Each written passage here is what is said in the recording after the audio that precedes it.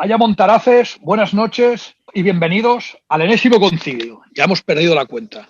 La actividad de acción literaria de Dunedain no se para ni por la pandemia, ni por la pandemia, ni porque lo diga el Sun Corda.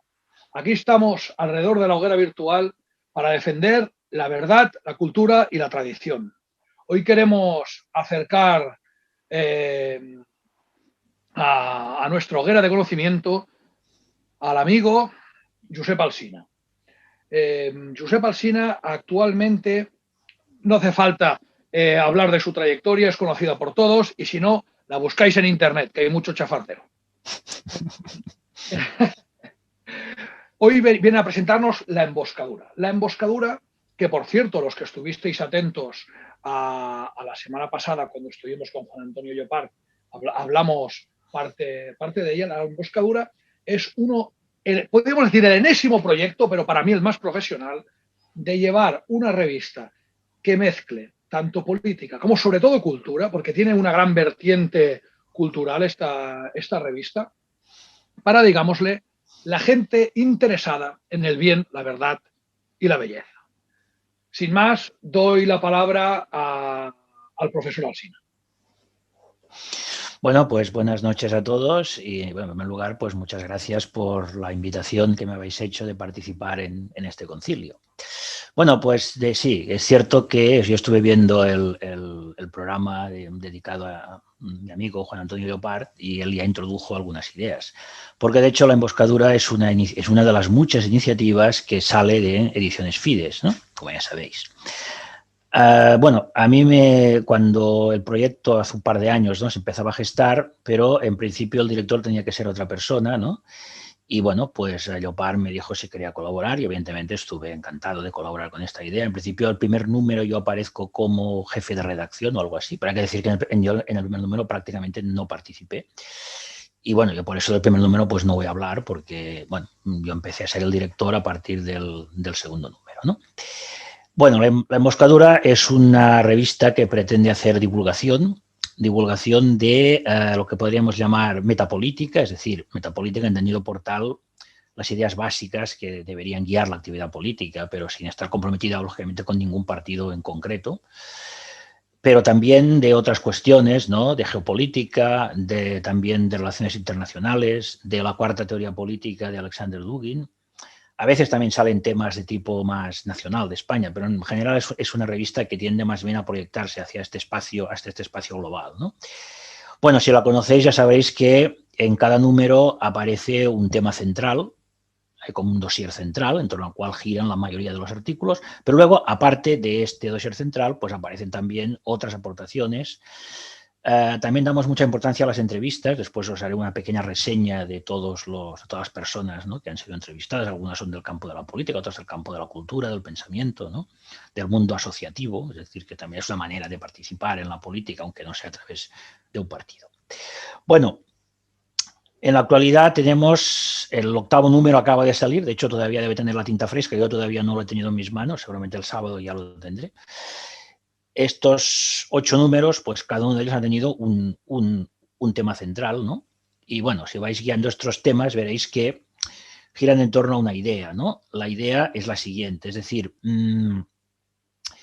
toda afirmación de una filosofía política o del tipo que sea, siempre se hace de forma dialéctica contra algo, ¿no? Pues bien, en nuestro caso señalamos podríamos decir, un adversario o enemigo principal, que sería el globalismo con el liberalismo que lo acompaña, ¿no? Y luego una serie de ideologías vicarias que hacen un papel muy importante, ¿no?, a la hora son como los tentáculos, ¿no?, a través de los cuales pues, el globalismo va penetrando.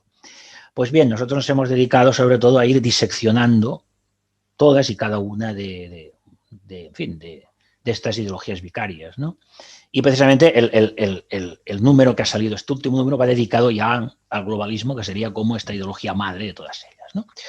Si os parece, voy a hacer un pequeño repaso, ¿no?, de cada uno de estos temas, de cada uno de estos números, ¿no?, con su tema central, para que vayamos viendo un poco la trayectoria que hemos seguido. El número 2, que fue el primero que yo dirigí, su tema central es un interrogante, ¿no?, que reza así, dice: euroescépticos o escépticos, porque es bastante común, pues, a cualquier grupo o movimiento que de alguna manera cuestione total o parcialmente las políticas de la Unión Europea llamarle euroescéptico, ¿no? Nosotros queremos establecer esta distinción, es decir, nosotros la emboscadura no es euroescéptica porque, bueno, evidentemente Europa existe, por lo tanto nadie puede negar que existe Europa. Euroescéptico sería negar que existe Europa, obviamente Europa existe. Pero no solamente esto, sino que pensamos que España tiene algo que hacer en Europa, ¿no? Otra cosa es lo que se llama la Unión Europea, que, bueno, tal como se defiende en este número, en realidad la Unión Europea no es europea, porque la Unión Europea forma parte de un proyecto mundialista. Y es muy fácil darse cuenta de ello, porque si uno observa las condiciones del tratado para que una nación, un Estado, se incorpore a la Unión Europea, en ningún lugar exige ni que este Estado ni esta nación sea ni de cultura europea, ni que sea geográficamente europeo. Es decir, democracia liberal, economía de mercado. Turquía o Túnez podrían ser perfectamente miembros de la Unión Europea cuando no son ni culturalmente ni geográficamente miembros de Europa. Es decir, esta sería un poco, ¿no?, la filosofía que gira allí.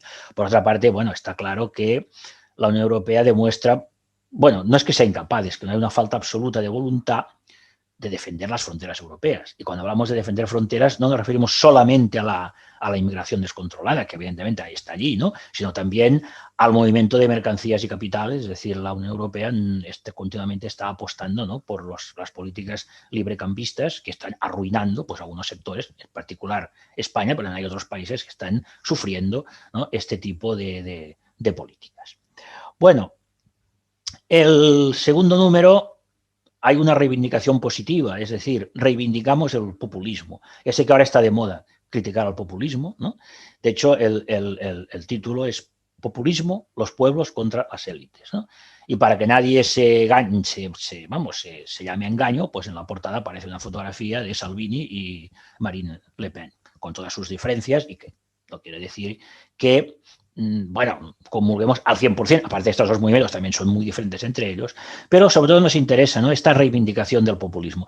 A mí la cosa que me hace más gracia es escuchar a miembros del Partido Popular criticar al populismo, cuando en realidad este nombre de Partido Popular, Alianza Popular antes, viene de aquella época en que la palabra populista no era una palabra, no era una palabra depreciativa, sino todo lo contrario. Es decir, somos los que encarnamos al pueblo, ¿no?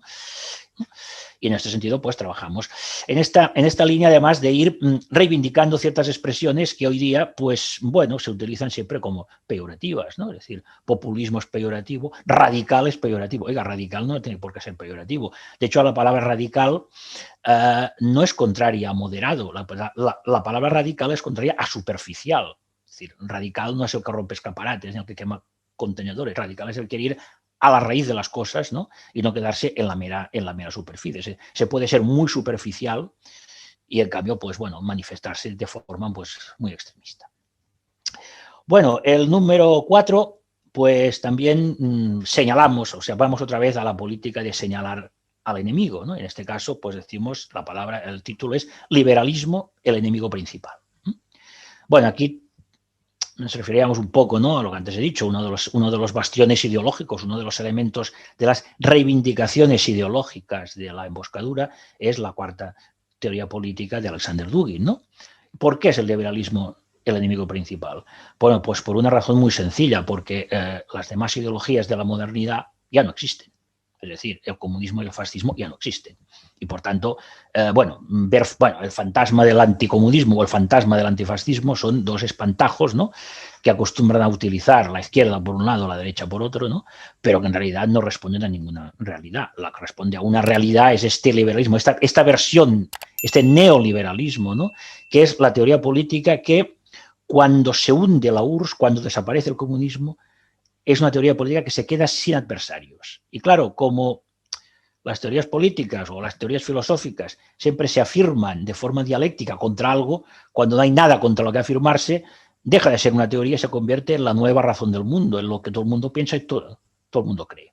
Entonces nosotros señalamos, ¿no? Pero, a ver, por liberalismo no entendemos solamente los partidos o los grupos que se autodefinen como liberales, sino que también en la izquierda también existe este liberalismo, porque lo característico de este neoliberalismo es que su sujeto es el individuo, o mejor dicho, el postindividuo. Y entonces, claro, como tanto unos como otros, cada uno a su manera y cada uno a su estilo, pues todos reivindican, ¿no?, este postindividuo. Ahora está muy de moda decir que Podemos es comunista. Oiga, Podemos no es comunista por una razón muy sencilla, porque el sujeto político del comunismo y de todas las ideologías que bebían del marxismo era la clase social. Cuando el sujeto político que se reivindica no es la clase social, sino que es otra cosa, ya no podemos estar hablando de eso, estamos hablando de otra cosa. Cuando se habla de estas luchas parciales, ¿no?, que es lo que esta nueva izquierda, que en el fondo es neoliberal, esta nueva izquierda juega con ellas, estas luchas parciales de estos grupos que están oprimidos o dicen estarlo o lo han estado, en el fondo no se conoce más que una lucha de supuestos derechos individuales. Por lo tanto, no estamos ante el marxismo. El marxismo ha pasado ya. Es decir, esta continua agitar este fantasma anticomunista creo que es un grave error, ¿no? Porque, bueno, esto es lo que dice mi amiga Paloma en el canal de YouTube, supongo que conocéis, Fortaleza Jacinta. Cuando no conoces al enemigo, perderás todas las batallas, ¿no? Y esto es una cosa que, por desgracia, en algunos ambientes derechistas o patriotas es bastante común. Bueno, con el número 5 tocamos ya un tema que es más estrella, más conocido, más popular, más habitual, ¿no?, que es el tema de la inmigración. Y creo que el título es muy significativo. Inmigración, el debate imposible. Evidentemente, no se puede debatir sobre el tema de la inmigración. Bueno, sí que se puede, pero es decir, no se puede debatir de forma serena, porque ante cualquier argumento de tipo económico, cultural o del tipo que sea, que es contraria a esta inmigración descontrolada, pues lo único que recibe son insultos y descalificaciones. Nadie es capaz de debatir, ¿no? En ese sentido señalamos, pues, que para nosotros esta inmigración masiva y descontrolada tiene dos graves problemas. Desde el punto de vista socioeconómico, lo que hace es aportar una enorme cantidad de mano de obra barata y sin cualificar, y como estamos en una sociedad que es capitalista y por lo tanto que funciona con la oferta y la demanda, cuando hay más oferta, pues entonces, claro, evidentemente el precio baja. Es decir, en sus tiempos Marx dijo aquello, ¿no?, de que los parados eran el ejército de reserva del capital. Bueno, podemos decir con toda tranquilidad que los inmigrantes son el ejército de reserva del capital. Pero luego, aparte, hay otras cuestiones aparte de esto, ¿no? Hay también una cuestión cultural, es decir, detrás de este inmigracionismo existe el multiculturalismo. Es decir, esta idea de que, bueno, de que las sociedades no tienen por qué articularse en torno a una cultura común, ¿no? Cuando no hay una cultura común, ¿qué es lo que mantiene unidos a los individuos de una sociedad? Es decir, entonces, esto sería el segundo aspecto de la crítica, ¿no? En este sentido, evidentemente, toda inmigración excesiva y masiva es mala, pero evidentemente cuando las personas que llegan vienen de unas culturas que son muy distintas a la nuestra, es peor. Y en el caso de España es meridiano, porque no olvidemos una cosa: España se constituye durante la Edad Media precisamente en lucha contra el Islam. Pretender que se pueda asimilar una enorme cantidad de personas que vienen del mundo islámico es un error. Que conste que no se trata de ningún prejuicio racial, entre las cosas, porque muchos musulmanes son de raza blanca también, es decir, no es un problema de razas, ¿no? En segundo lugar, yo tengo un máximo respeto por los musulmanes que respeten sus tradiciones, su cultura y su manera de hacer, pero en su casa. ¿Por qué? Porque hay una cosa que es fundamental. Toda religión, por mucho que nos lo digan, es mentira. Las religiones no son un asunto privado. Ninguna religión es privada. Pero algunas religiones, como el catolicismo o como el islam, menos que ninguna. Es decir, son religiones comunitarias. Los musulmanes tienen algo que muy claro. La umma es la comunidad de creyentes. Entonces, pensar que esta gente se va a integrar aquí es un error, ¿no? Esto da lugar a la cantidad de problemas enormes y, aparte, bueno, las contradicciones absurdas, ¿no?, de este discurso progresista que, por un lado, clama contra el supuesto heteropatriarcado y luego quiere asimilar a una gente que viene de una cultura, de unas tradiciones que no se caracterizan precisamente por el respeto a los derechos de las mujeres, ¿no? Bueno, el número 6 entramos en otro tema. En principio tenía que ser un tema dedicado exclusivamente a este famoso debate del cambio climático, o mejor dicho, del calentamiento global. A mí me gusta más la expresión calentamiento global, pero se mezcló con el tema de la pandemia, entonces pues hicimos una especie de refrito, ¿no? Y bueno, el título es Cambio climático y pandemia vírica, ¿no? Entonces aquí lo que hacemos es señalar algunas de las contradicciones de este discurso. No negamos en absoluto que estamos en un momento en que, bueno, los momentos en la historia de la Tierra son muy largos, ¿no? Pensar que en geología y en las ciencias de la Tierra, pues la unidad de tiempo es el millón de años, ¿no? Estamos en un tiempo de calentamiento, y esto es cierto, ¿no? Otra cosa es que es muy probable que las actuaciones humanas, antrópicas, la producción de CO2, acelere este proceso, pero no hay ninguna prueba de que sea la única causa. Y tenemos que, cualquiera que conozca un poco la historia de la Tierra sabe que la Tierra ha pasado por grandes momentos de calentamiento y de enfriamiento. Es cierto que esto va a provocar problemas, pero es absolutamente mentira, como dicen por ahí estos indocumentados, que el planeta esté en peligro o que la humanidad esté en peligro. El planeta no está en peligro porque el planeta ha pasado de todas.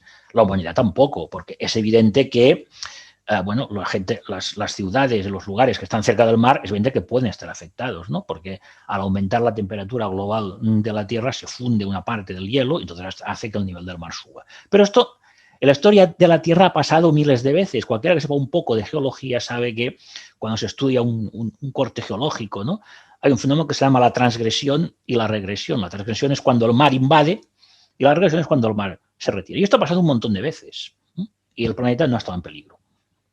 Por lo tanto, y luego, claro, la contrapartida es la pandemia. Es decir, puede ser mucho más peligrosa para la humanidad una pandemia vírica que toda esta martingala que han montado del cambio climático, que además detrás de ella hay muchos intereses oscuros, bueno, oscuros y no tan oscuros, ¿no? Claro, cuando ves que estos personajes como esta niña que utilizan, ¿no?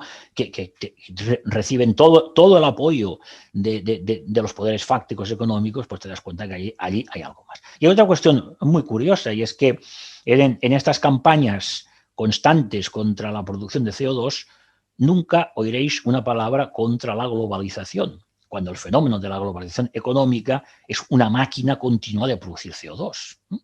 Porque claro, si nosotros tenemos la industria aquí, una es una cosa, pero si esta industria está deslocalizada y para hacer algo que tenga 4 o 5 piezas, una se produce en África, otra se produce en América del Sur, otra en la India y otra en la China, pues es evidente que el tráfico aéreo de transporte de materiales es brutal. Es decir, lo normal sería que cuando alguien se posiciona en contra del CO2 y de la producción de CO2 y esto, pero lo que tendría que hacer sería criticar este fenómeno del globalismo, que es una máquina de producir CO2. Nunca oiréis decir nada de esto, ¿no?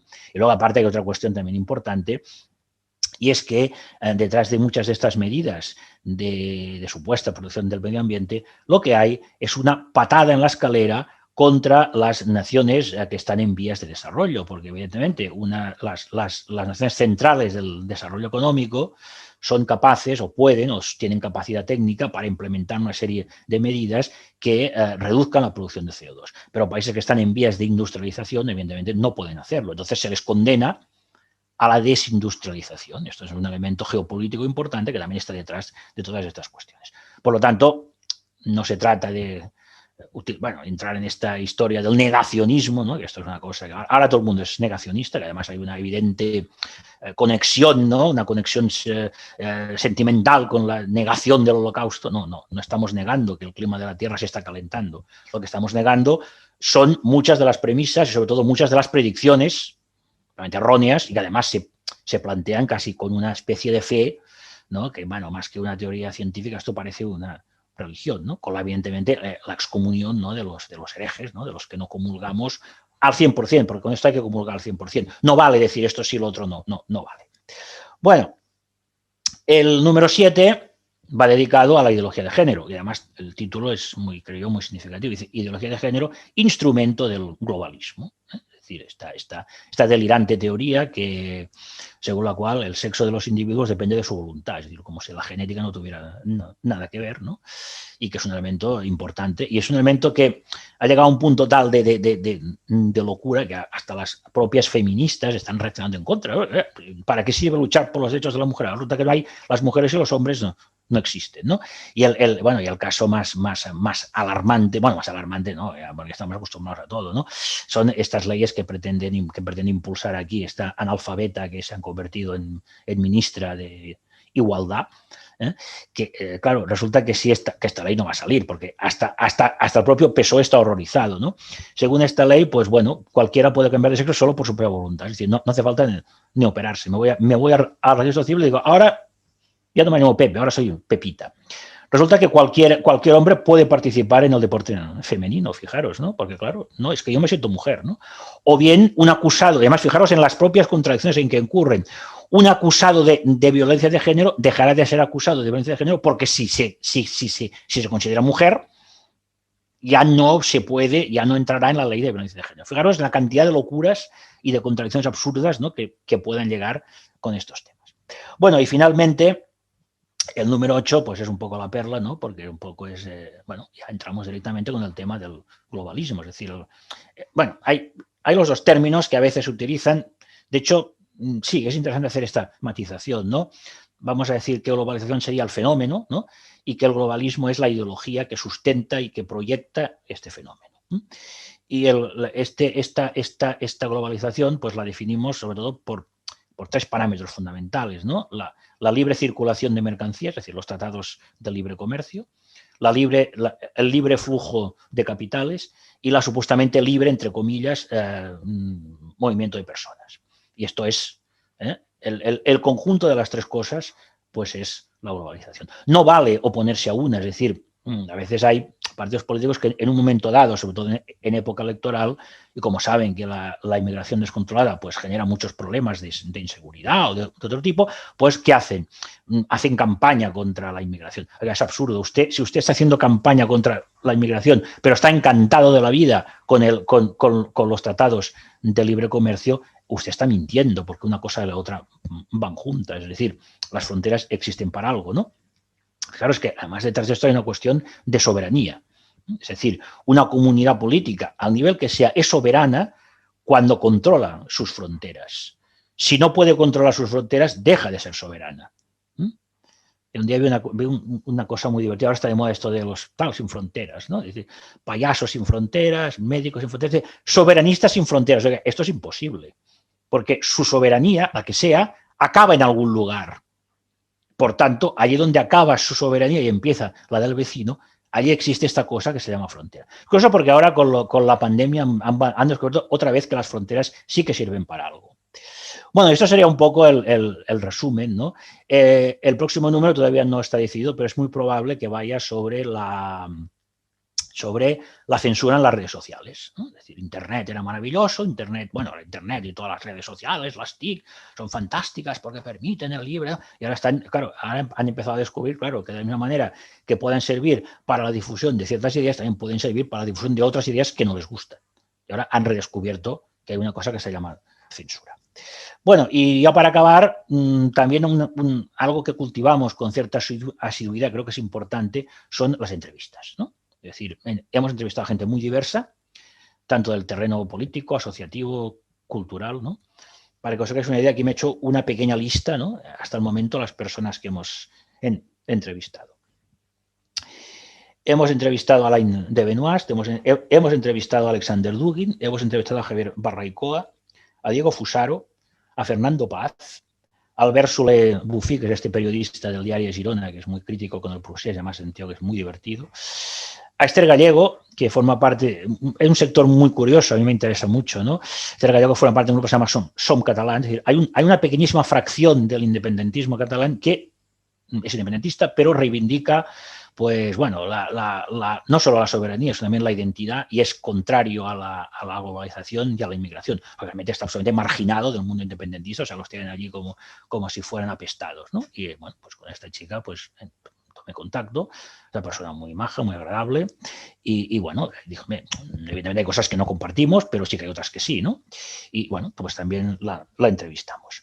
También entrevistamos a Pedro Baños, al coronel Pedro Baños, muy amable, se prestó.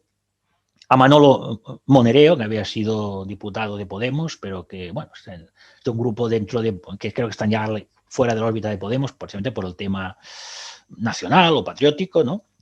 A Iván Vélez y a Pedro Insúa, son dos personas que yo les tengo mucho aprecio, sobre todo con Iván Vélez somos amigos, ¿no? Por eso, porque los dos proceden de la Fundación Gustavo Bueno. Bueno, Iván Vélez está en Vox, en cambio Insúa es muy crítico con Vox, pero los dos parten de una misma raíz muy, muy importante de la obra de Gustavo Bueno. También entrevistamos al profesor Dalmacio Negro. Y en este último número yo creo que hay tres personas que son muy interesantes. Rocío de Mer, la diputada de Vox, que por primera vez alguien en el Congreso de los Diputados dijo que el tema no estaba entre izquierdas y derechas, sino entre globalistas y patriotas. Entonces, pues bueno, nos pareció muy interesante hacer una entrevista a esta chica. También a Paloma Hernández, la que lleva este canal, no sé si lo conocéis, os lo recomiendo, de YouTube, Fortunata y Jacinta, que también, bueno, es de la Escuela de Filosofía de Oviedo. Y finalmente a Jorge Bestín, que también es un personaje interesante, ¿no? Por sus, bueno, podemos decir un cierto vaivén ideológico, pero a pesar de todo, dentro de este mundo indillo que es Podemos, pues yo creo que representa, bueno, ideas que pueden tener interés. Bueno, y básicamente, pues esta sería la exposición. Y bueno, más o menos me he ceñido a lo que me han dicho, una media hora, y ahora, pues bueno, si queréis hacer preguntas, pues aquí estamos. Para empezar, tengo una pregunta que es un poco doble y viene relacionada con hace un par de semanas cuando hablamos con Fides. Aunque él comentaba que la revista, La Emboscadura y bueno, y Nihil Obstat también, eran deficitarias. Y aquí hay gente de Cantabria que también tiene la revista, que es La Galerna, que después está en la misma situación, que es una revista que es deficitaria, pero casi todo también piensan que se tiene que hacer. ¿Tú cuál crees que es el problema para que la gente no se interese por este tipo de publicaciones?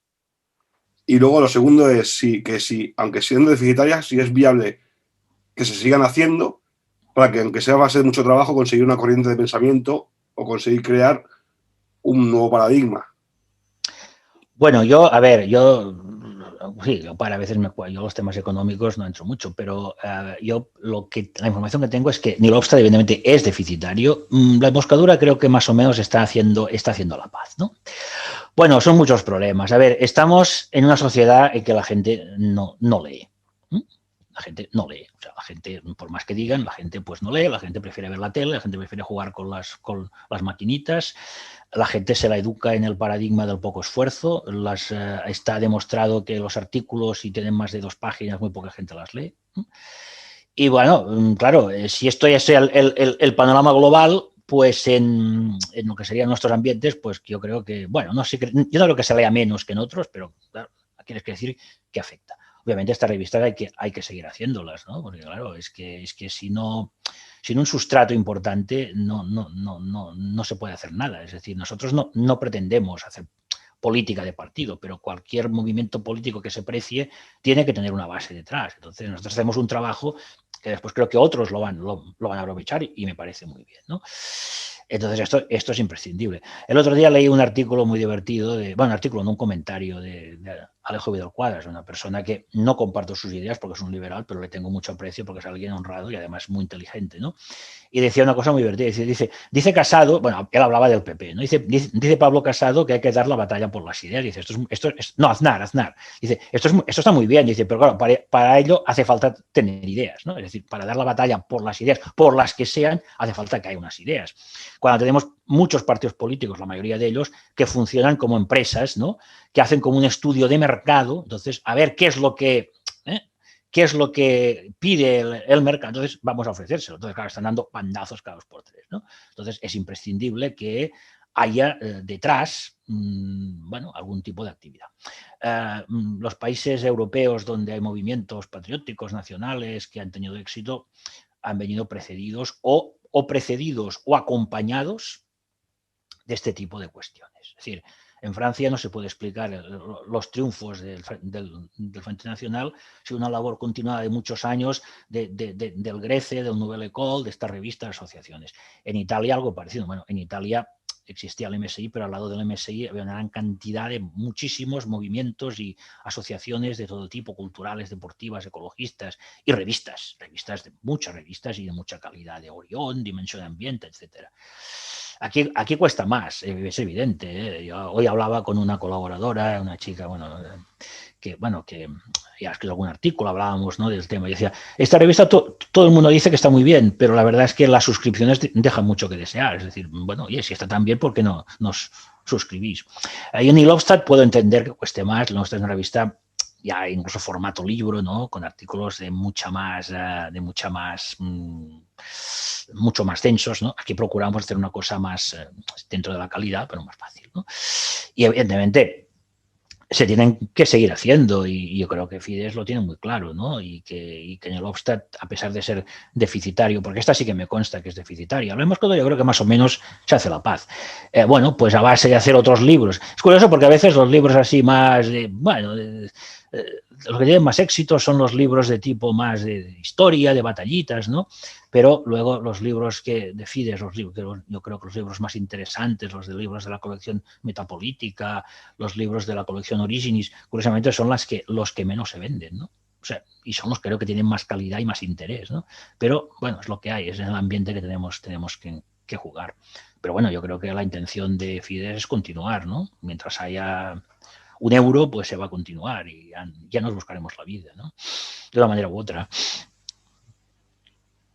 Volviendo a la entrevista, lo que decías tú antes, que decías eso de que la gente que le gusta mucho la emboscadura pero no lo compra, o no se suscribe, me acuerdo mucho que es algo que decía el ministro de Consumo Garzón, que salía siempre votado, siempre salía aprobado, cuando votaban los políticos, que lo votaban aprobado con un 5, con 1 por ahí, y decía, no me quieran tanto y vótenme más. Y vótenme más, exacto, sí. Un poco eso, ¿no? Sí.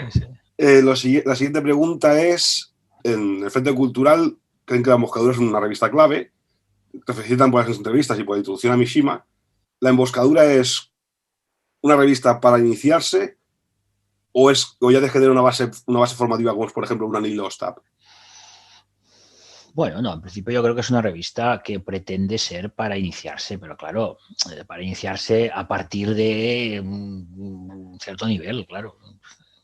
Pero evidentemente yo creo que es mucho más complicado, como antes decíamos, entender muchos de los artículos de Neil Hofstad.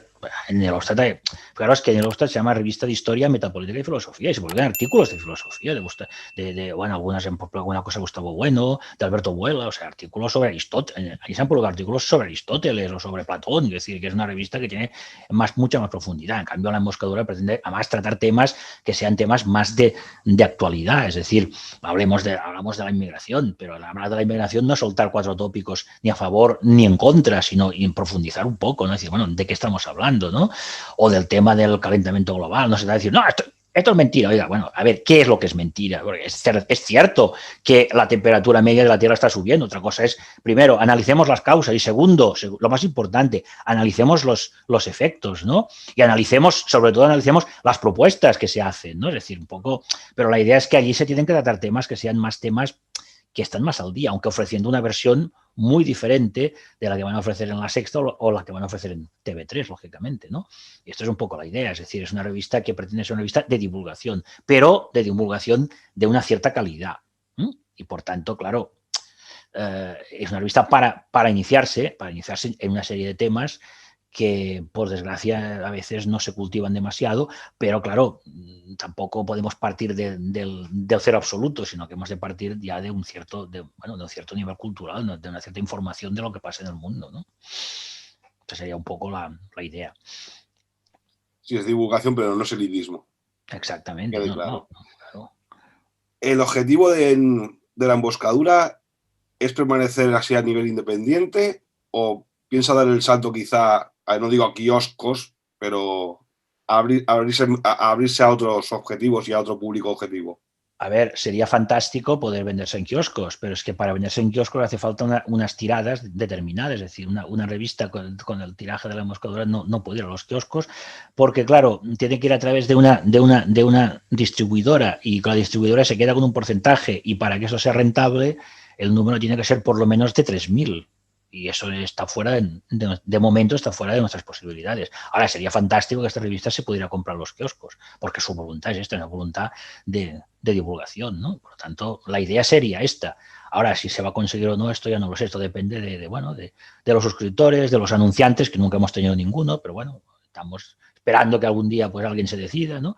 Si hubiera más suscriptores, si hubiera más anunciantes, si hubiera más lectores, pues, la revista podría ir tomando cotas de ambición cada vez más grandes, ¿no?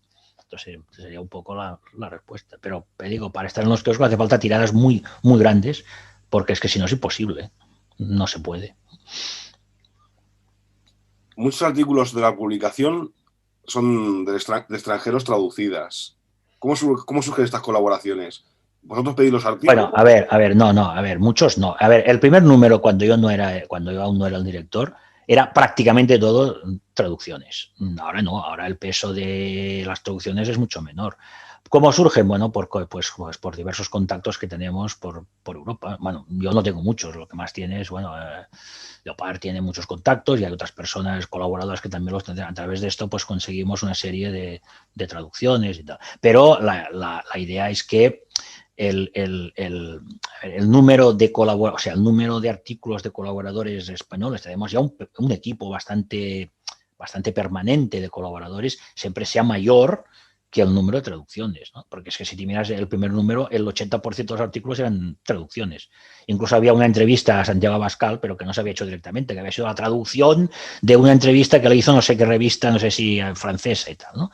No, la idea es que tienen que haber traducciones, y las hay, pero que tiene que haber un número mayor de artículos de autores de españoles, de autores que escriban directamente para la publicación.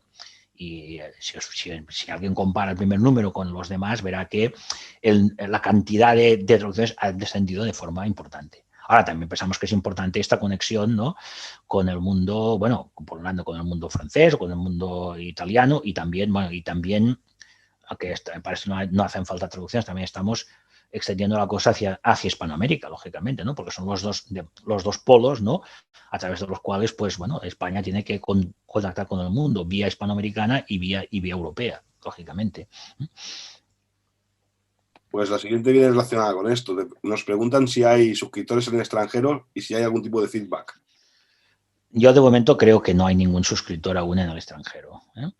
Yo sé que, bueno, que por ejemplo la revista se le envía pues a Alain de Benoist, la recibe, pero la recibe gracias a amor, es decir, no es suscriptor. Bueno, nos la pidió y pero no, los no muchos suscriptores que hay, la mayoría son españoles, ¿eh?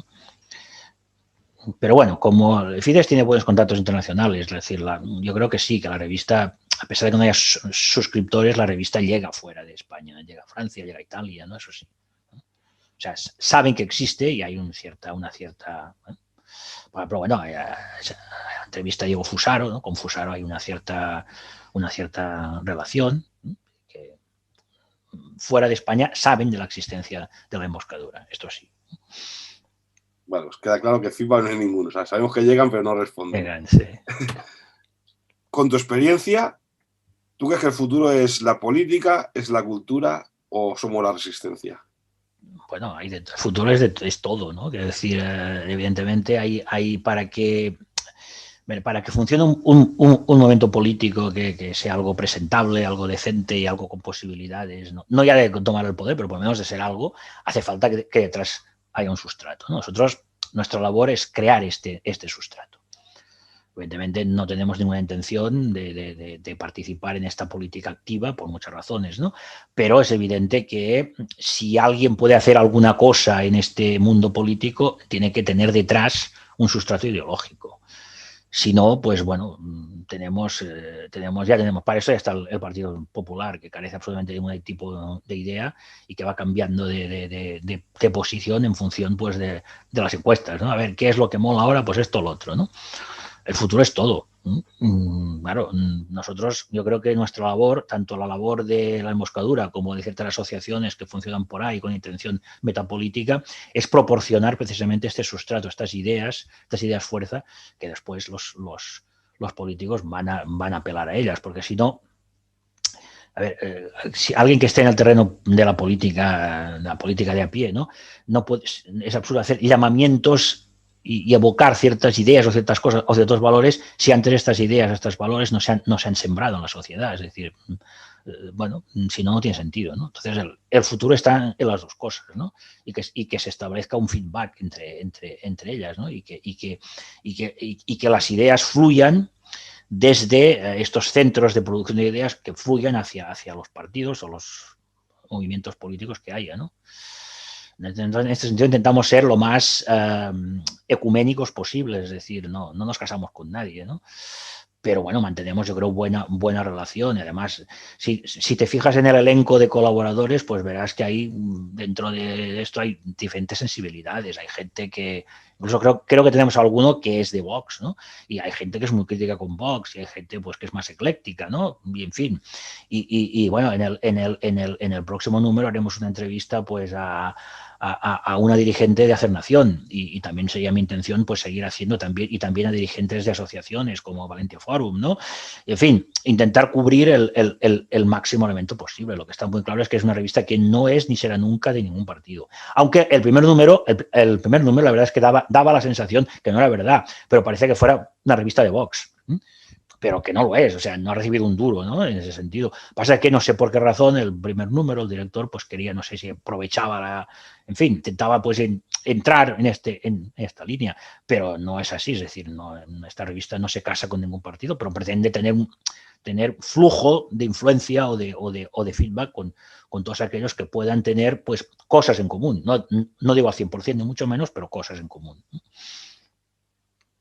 Esta va un poco más con el Nihilostat. ¿Alguien ha leído un artículo de Nihilostat en el que se refiere que los revolucionarios franceses decían no humanos a los que se levantaban en la Vendée? Y luego, a continuación, esa tesis y práctica la ejerce Lenin diciendo que la gente no son humanos, son células del partido. ¿Esta deshumanización estaría antes de Westfalia, en el propio Lutero y los príncipes que la apoyaron, o es incluso anterior? Bueno, a ver, hay una tendencia muy humana de considerar que los que forman parte del grupo son humanos, y los que no forman parte del grupo pues son menos humanos o no lo son en absoluto. Fíjate que es curioso porque hay en algunos lenguajes de algunas tribus primitivas, pero bueno, aún existen ahora, ¿no? La palabra para designar a los miembros de la tribu y la palabra para designar a los seres humanos coincide. Es decir, a ver, es normal, que decir, si vamos a practicar un exterminio, ¿no? Lo primero que vamos a hacer es, en fin, de alguna manera convencernos de que los seres que vamos a exterminar no son humanos o lo son en parte. Y esto pues se puede extender a muchas cosas, evidentemente. Para los revolucionarios franceses, pues sí, los de la Vendée pues eran subhumanos, y para los soviéticos, pues los disidentes eran subhumanos, y bueno, y para Hitler, pues los polacos y los eslavos también eran subhumanos, ¿no? Es decir, es una especie de coartada que precede de alguna manera pues al exterminio. Pero esto no es, yo creo que entra más en la categoría de la psicología que en la categoría de la política. Es decir, no creo que tenga nada que ver con Westfalia. Westfalia es otra cuestión. Con Westfalia lo que nace son los estados nacionales y las monarquías absolutas, ¿no? Pero esta idea de que el contrario no es humano o es menos humano, pues es una idea que está bastante... Bueno, incluso lo vemos aquí en Cataluña, es decir, para los nacionalistas, pues los ñordos son unos seres... Bueno, ya lo dijo el señor Torra, ¿no? O sea, son como bestias, pues lo dijo, además con toda la normalidad del mundo, ¿no? Con estas bestias no sabemos si se incluyen a los que no son catalanes o a los que no son nacionalistas. Claro, uno puede ser muy catalán como yo y en cambio no es nacionalista. Entonces, supongo que también entraríamos en la categoría de bestias carroñeras, como dijo este personaje, ¿no? Es decir, que esto es una cosa que la podemos encontrar en todas partes, ¿no? No tiene nada que ver con una ideología determinada. Siempre que hay este elemento del supremacismo, y sobre todo suele preceder a algún tipo de barbaridad, pues bueno, primero que hay que hacer es deshumanizar al adversario, ¿no? Pues claro, si consideramos que es un ser humano, esto, quieras o no, pues pone unos límites. Ahora, si consideramos que no es humano, pues todo es posible. ¿Por qué los que defienden el aborto dicen que el feto no es humano? Pues por la misma razón. Cuando todo el mundo sabe que allí aquello, es un embrión que está en desarrollo, pero forma parte del ciclo biológico de la especie humana, es un ser humano. Entonces, claro, ¿por qué? Primero se deshumaniza, ¿no? Es decir, ya no es humano, es un montón de células. Yo esto lo voy a decir, ¿qué es un montón de células? No hay que decir nada. Pues lo mismo, no es humano, por lo tanto nos lo podemos cargar tranquilamente. Por esto mismo lo puedes encontrar en cosas tan diferentes como son los abortistas, como los franceses, el amigo Hitler o los comunistas rusos, ¿no? Es decir, esta deshumanización de lo que se pretende exterminar o de lo que se pretende subyugar. Para los esclavistas, los negros no eran seres humanos. Por eso esto justificaba no exterminarlos, pero sí utilizarlos como esclavos. Por tanto, es un proceso que para mí tiene más que ver con la psicología que con ningún tipo de ideología, porque lo podemos encontrar en ideologías absolutamente distintas y distantes, ¿no? Wagner o Brahms y el motivo, el por qué eliges alguno en concreto. ¿Cómo que Wagner o Brahms? ¿Qué quiere decir esto? Si me gusta más Wagner o Brahms. Bueno, a mí mi compositor favorito es Mozart. O sea que, bueno, a ver, no es que no me guste Wagner. De joven me había gustado mucho Wagner. Brahms no me gusta demasiado y, desde luego, si tuviera que escoger un compositor, escogería Mozart. Y, en general, a la música barroca. Pero, bueno, esto es una cuestión de gustos personales. Es decir, no tiene nada que ver con nada, ¿no? Cada uno le puede gustar una cosa u otra. Es decir... Hombre, lo que no me gusta es el rap, esto por descontado, ¿no? Porque esto considero que no es música, que es basura, ¿no? Pero dentro de lo que es la música de verdad, pues hay gustos que dependen no sé de qué, ¿no? Porque supongo que... A mí alguien me dijo una vez que de joven es más normal que a uno le gusten los compositores románticos y que con la edad pues acaba prefiriendo a los clásicos, a los barrocos, ¿no? Como Mozart, como Bach, como Vivaldi. Pues este es mi caso. Pero bueno, esto es una cuestión muy, muy personal mía, es decir, no pretendo sentar cátedra en absoluto al respecto, ¿no? Profesor Alsina, yo estoy muy de acuerdo en que el primer número de la revista me pareció un pequeño masajito al partido de moda. La verdad, él lo parecía por ciertos artículos y tal, pero luego considero que a partir ya del segundo cogió la vía correcta, ¿no? Tomémoslo como si fuera una serie, ahora que están tan de serie las modas. Eso debió ser el episodio piloto y no tenía ni título. Me gustaría también felicitarle, ¿no?, por el gran trabajo que hacen en el Frente Cultural. Creo que las entrevistas son muy interesantes. Es un género que hay que recuperar. Hemos perdido mucho la entrevista de la persona para saber qué piensa en ese momento o qué piensa de ciertas cosas que nos interesan. Y también les felicito por la introducción que se hizo a Mishima. Creo que el artículo de Mishima es muy acertado. Es un buen artículo para introducir a un gran desconocido, aunque copa muchas imágenes y muchos momentos en las redes sociales, ¿no? Cuando se acercan ciertas fechas, todo el mundo Mishima, Mishima. Vamos a decir la verdad, nadie lo ha leído. Es como Ébola, es el gran desconocido. Pero ahí está y les felicito por esta faena. También me gustaría felicitarles muchísimo por el diseño profesional. Un diseño que no tiene nada que envidiar a una muy interesante o a otras cosas. No es el típico fanzine. A veces había fanzines o revistillas, ¿no?, de tiempos pretéritos con un contenido muy interesante, pero que se quedan totalmente por un diseño, digámosle, muy rudimentario, fuera de juego enseguida. Le veo un diseño muy innovador que no tiene nada que envidiar a las publicaciones actuales.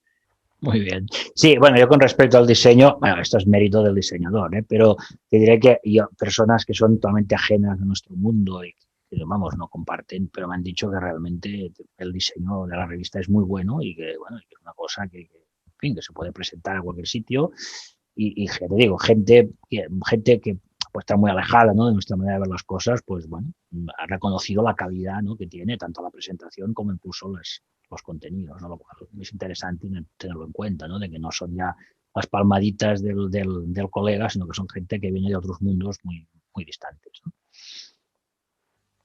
Y me gustaría decir, por último, más emboscadura y menos Vox, y más libros y menos Internet. Muy buenas noches. No, lo bueno, si breve, 2 veces bueno.